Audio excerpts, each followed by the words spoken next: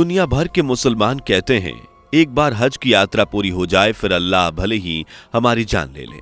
तो आखिर क्या है हज यात्रा में? क्यों दुनिया भर का हर मुसलमान इस यात्रा पर जाना चाहता है? हिंदू भले ही 4 धाम की यात्रा करने से पीछे रह जाएं, लेकिन हर मुसलमान के दिल में हज यात्रा का ख्वाब सजा होता है। तो आखिर इस पूरी यात्रा में क्या होता है, किस तरह की रस्में यहाँ की जाती हैं, क्या क्या चीजें मुसलमान करते हैं, आज के इस वीडियो में मैं यानी आपका दोस्त आपको बताने वाला हूँ।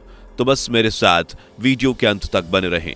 दोस्तों, हज जाना हर मुसलमान के लिए जरूरी है क्योंकि यह इस्लाम के 5 सिद्धांतों में से एक है। इस्लाम के 5 सिद्धांत यानी कि कलमा पढ़ना, नमाज पढ़ना, रोजा रखना, जकात करना यानी कि दान देना और हज जाना। अब इसमें कलमा पढ़ना, रोजा रखना और नमाज पढ़ना हर एक मुसलमान के लिए अनिवार्य है।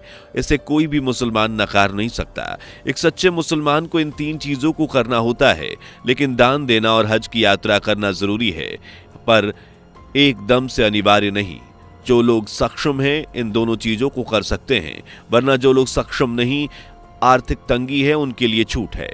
दोस्तों, हज यात्रा में 5 रस्में होती हैं। इसके लिए लोग काबा जाते हैं। काबा मक्का में मौजूद बहुत ही महत्वपूर्ण इमारत है, जिसका अंदाजा आप इसी बात से लगा सकते हैं कि दुनिया भर के हर मुसलमान काबा की तरफ मुंह करके ही नमाज पढ़ते हैं। अगर हम इसके एक एक प्रोसेस के बारे में बताएं तो दोस्तों, हज की यात्रा इस्लामिक कैलेंडर के 12वें महीने जिल-ए-ज़ाह के 8 से 12 तारीख तक किया जाता है। ये महीना है जो मुहर्रम वाले महीने से पहले पड़ता है। जिस दिन हज यात्रा पूरी होती है वो ईद अल अज़हा यानी कि बकरीद वाला दिन होता है। वैसे हज के अलावा भी मुस्लिमों को एक धार्मिक यात्रा करनी होती है जिसे उम्राह कहा जाता है। आपको बता दें कि उम्राह और हज की रस्में लगभग एक जैसी होती हैं, बस फर्क इतना है कि हज बकरा ईद वाले महीने में किया जाता है, जबकि उम्राह साल के किसी भी महीने में किया जा सकता है। 7वीं शताब्दी से हज को इस्लामिक पैगंबर मोहम्मद के नाम से जोड़कर देखा जाता है, लेकिन मुसलमानों का मानना है कि यात्रा हजारों साल पुरानी है।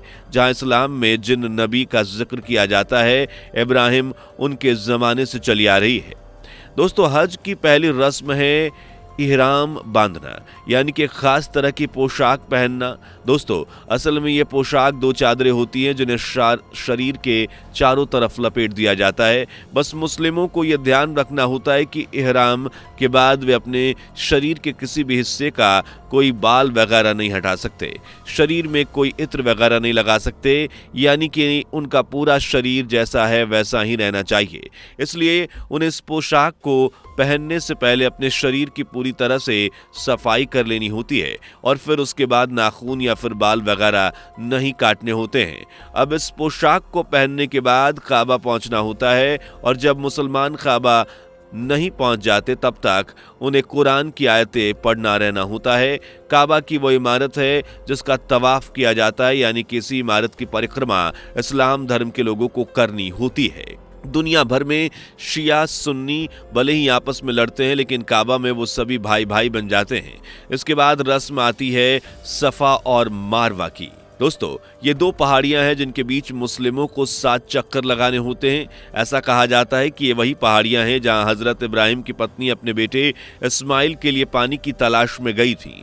मक्का से लगभग 5 किलोमीटर की दूरी पर मीना नाम की जगह है जहां सारे हज यात्री इकट्ठा होते हैं और शाम तक नमाज पढ़ते रहते हैं और फिर अगले दिन उन्हें अफारात नाम की जगह पर पहुंचना होता है जहां एक बड़ा सा मैदान होता है और सारे मुसलमान यहां इकट्ठा होकर दुआ मांगते हैं। दोस्तों, इसके बाद शैतान को पत्थर मारने की रस्म अदा करी जाती है। अफारात से जब सारे मुसलमान मीना लौटते हैं और यहाँ 3 खंबे बने होते हैं जिन्हें शैतान समझा जाता है और उसी को शैतान समझकर हज यात्री पत्थर मारते हैं। मान्यताओं के अनुसार ये वही जगह है जहाँ हजरत इब्राहिम को वह शैतान मिला था जिसने उन्हें अल्लाह का आदेश मानने से रोकने की कोशिश की थी।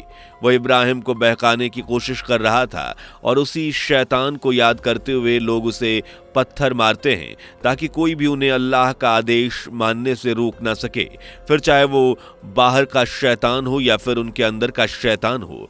अरबी भाषा में इस पूरी प्रक्रिया को रमी जमारात कहते हैं। शैतान को पत्थर मारने के बाद जानवर की कुर्बानी की रस्म आती है। आमतौर पर भेड़, बकरी या फिर ऊंट की कुर्बानी दी जाती है क्योंकि मान्यताओं के अनुसार हजरत इब्राहिम इब्राहिम ने अल्लाह का आदेश मानते हुए अपने बेटे, जो कि उनकी सबसे प्यारी चीज़ थी, उसे कुर्बान किया। और उसी को याद करते हुए मुसलमान जानवरों की कुर्बानी देते हैं।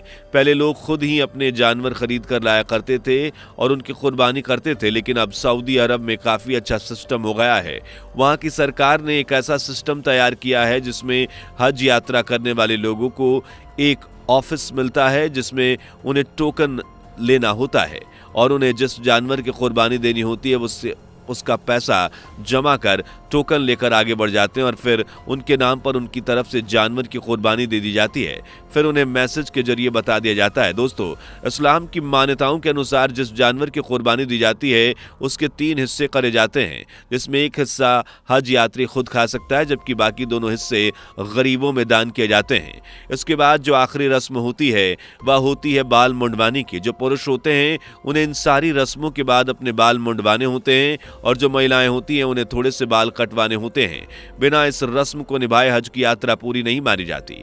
इसलिए जो लोग हज की यात्रा के लिए निकलते हैं वो पहले से ही तैयार रहते हैं। उनके बाल पूरी तरह से चले जाएंगे। अपने बाल मुड़वाने के बाद सभी मुसलमान काबा में एक बार फिर से इकट्ठा होते हैं। वहां पर उस इमारत की परिक्रमा करते हैं, यानी कि उसके चक्कर लगाते हैं और काबा की आखिरी परिक्रमा के बाद एक व्यक्ति की हज यात्रा पूरी होती है। तो दोस्तों, यह था हज यात्रा का पूरा प्रोसेस। अब आप इस पर क्या कहना चाहते हैं कमेंट में जरूर बताएं और इस तरह की वीडियोस को देखते रहने के लिए हमारे चैनल को सब्सक्राइब करना बिल्कुल ना भूलें। धन्यवाद। दोस्तों, आपको स्क्रीन पर 2 और वीडियोस दिखाई दे रही हैं, जिसे देखने के लिए स्क्रीन पर क्लिक करें।